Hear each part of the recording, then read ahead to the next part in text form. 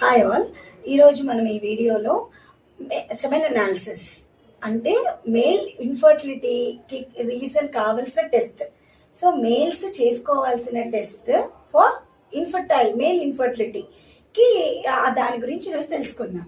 So semen analysis అనేది యూజువల్గా పిల్లలు లేని వాళ్ళు, చాలా మంది పిల్లలు లేని వాళ్ళు వచ్చినప్పుడు మేము యూజువల్గా ఇద్దరికి టెస్ట్ రాస్తాము. అందులో మేల్స్కి రాసే test first basic test, non invasive test, ఏమి సూది కుచ్చకుండా అయిపోయే టెస్ట్ సెమెన్ అనాలిసిస్.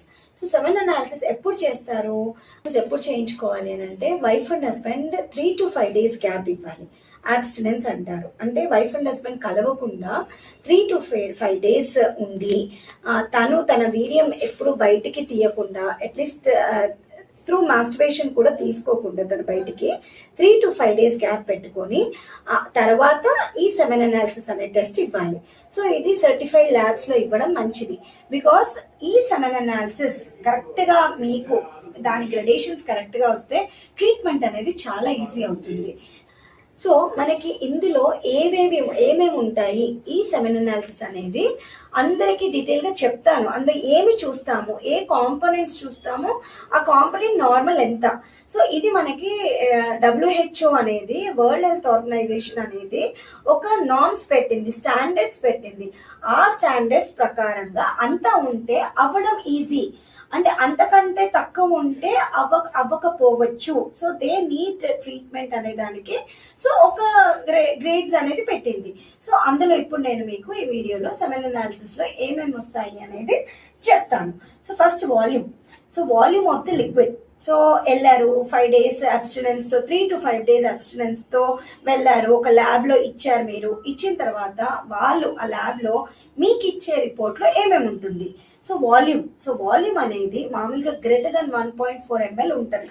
ఆ వీర్యం, మీరు ఇచ్చే వీర్యం అనేది, అది మీకు పిల్లలు కావాలి అని అంటే దాని క్వాంటిటీ గ్రేటర్ దెన్ 1.5 ml అనేది ఉండాలి. సో లెస్ దెన్ 1.4 ml ఉంది అనుకోండి, సో ఆ వాల్యూమ్ పెంచడానికి వేరే ట్రీట్మెంట్ ఉంటుంది. ఆ ట్రీట్మెంట్ ఇస్తే ఆ వాల్యూమ్ అనేది మీకు పెరుగుతుంది. నెక్స్ట్ కలర్ కూడా గ్రేష్ వైట్ ఉండాలి, గ్రేష్ వైట్ కలర్ ఉండాలి. అది కాకుండా మీకు అందులో బ్లడ్ వచ్చినా, రెడ్ కలర్ ఉన్నా, ఎల్లో కలర్ ఉన్నా, ఏ కలర్ ఉన్నా అది abnormal. Next is viscosity. So viscosity కూడా లెస్ దెన్ 2 centimeters విస్కాసిటీ ఉండాలి.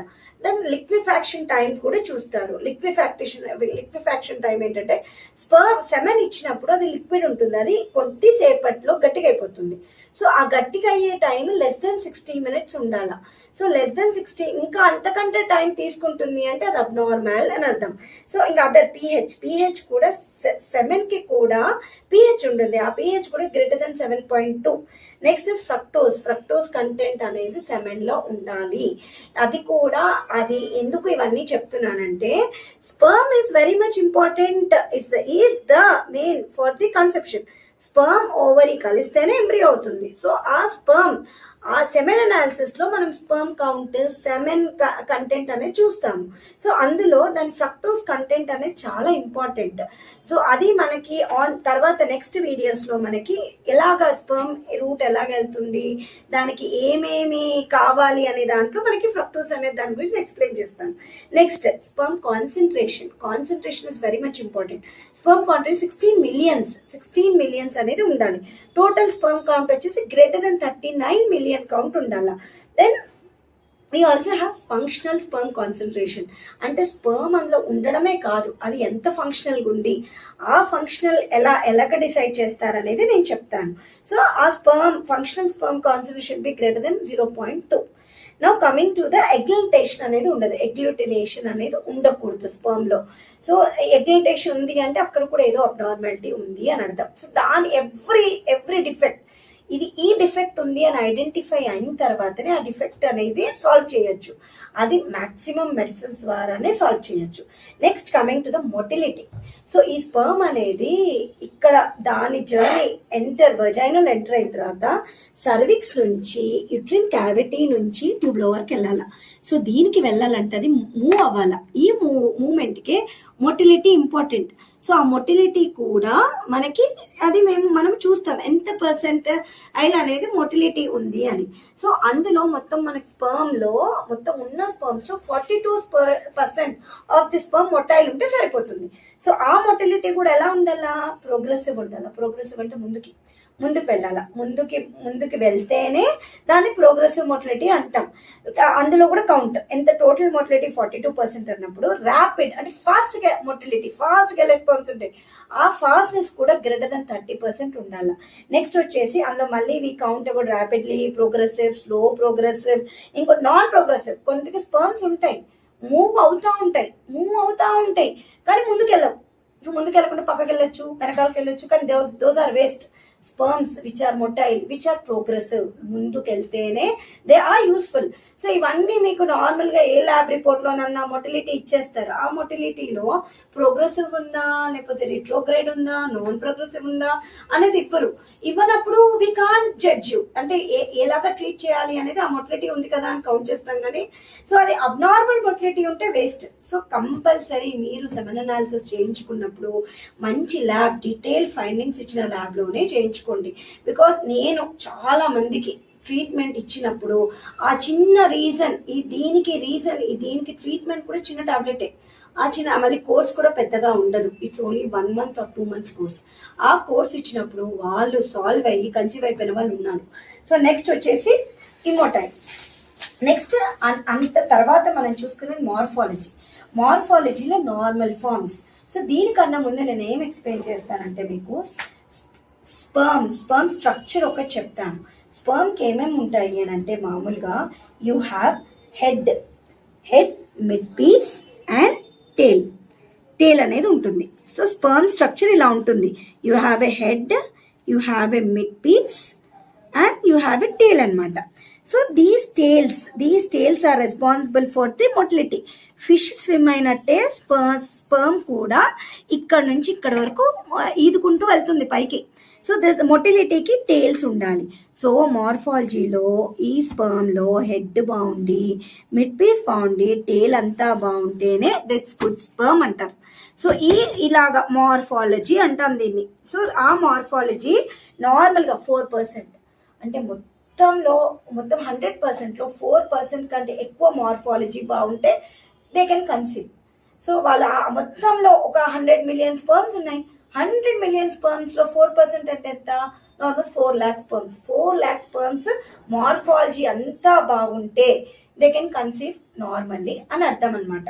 సో నా coming to the abnormal forms లో కూడా వీసీ మైక్రోస్కోప్ లో చూస్తారు అబ్నార్మల్ హెడ్స్ ఎన్ని ఉన్నాయి, టేల్స్ ఎన్ని ఉన్నాయి, మిడ్ పీస్ ఎంత ఉంది. సో అబ్నార్మల్ టేల్స్ ఉంటే దాన్ని సెట్ చేయడానికి వేరే ట్రీట్మెంట్ ఉంటుంది. సో ఇవన్నీ. Next dead sperm, life sperms కూడా ఉండాలి. నెక్స్ట్ వచ్చేది స్పర్మ్ వైటాలిటీ. సో వైటాలిటీలో మనం ఏం చూస్తాము, ఎన్ని స్పర్మ్స్ లైవ్ ఉన్నాయి అని. సో మామూలుగా స్పర్మ్స్ లో మైక్రోస్కోప్ లో చూసినప్పుడు కూడా కొన్ని డెడ్ స్పర్మ్స్ ఉంటాయి, అంటే అవి ఉండవు. ఇప్పుడు కౌంట్ బాగుంది కానీ అన్ని డెడ్ స్పర్మ్స్ ఉంటాయి, వేస్ట్. సో లైఫ్ స్పర్మ్స్ ఎన్ని ఉండాలి, నార్మల్ డబ్ల్యూహెచ్ఓ ఇచ్చిన నార్మ్స్ ప్రకారం greater than 54%. So greater than 54% live sperms ఉంటే it's good, they are ready to that sperm can conceive give a conception అని అర్థం అనమాట. నెక్స్ట్ వచ్చేసి మనకి ఇన్ఫెక్షన్ కూడా ఉండకూడదు స్పర్మ్ లో. సెమెన్ లో ఇన్ఫెక్షన్ అంటే అది ఎలా చూస్తాము, ఈవెన్ పస్సెల్స్ అనేది చూపిస్తుంది report. Pus cells greater than 4 to 5 greater than 4 to 5 persons ఉన్నాయి అని అంటే అప్పుడు కూడా ఆ స్పర్మ్ అనేది it might not get conceived. So ఆ స్పర్మ్ తోని కన్సెప్షన్ అవ్వకపోవచ్చు. అది దానికి కూడా చాలా చిన్న ట్రీట్మెంట్, జస్ట్ 10 days యాంటీబయాటిక్స్ ఇస్తే ఆ పస్సెల్ ఇన్ఫెక్షన్ తగ్గిపోతుంది, పస్సెల్స్ కూడా తగ్గిపోతాయి. సో ఈ సెమెన్ అనాలిసిస్ అనే రిపోర్ట్ అనేది క్లియర్ గా చూసుకొని స్టెప్ వైజ్ గా దాంతోనే ట్రీట్మెంట్ చేసేసుకుంటే maximum 80% of the male problems అనేవి సాల్వ్ అయిపోతాయి. సో ఇది ఎన్ని మంత్స్ ఉంటుంది ట్రీట్మెంట్, మేము చెప్పేది 3 months ఉంటుంది. ఎందుకు 3 months?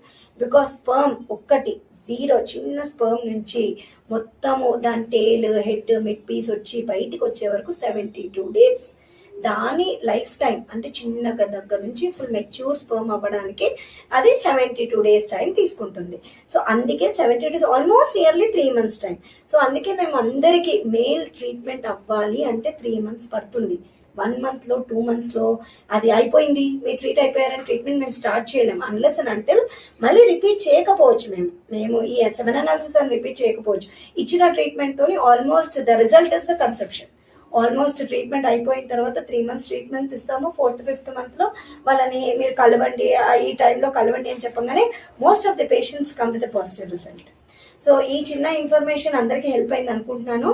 అండ్ ఇంకా నెక్స్ట్ వీడియోలో మనము how come the root of the sperm up to the అంటే అది వజైనాలో నుంచి సర్విక్స్లో నుంచి ట్యూబ్ వరకు దానికి ఏమేమి హెల్ప్ అవుతాయి అనేది నెక్స్ట్ వీడియోలో తెలుసుకుందాం. Thank you.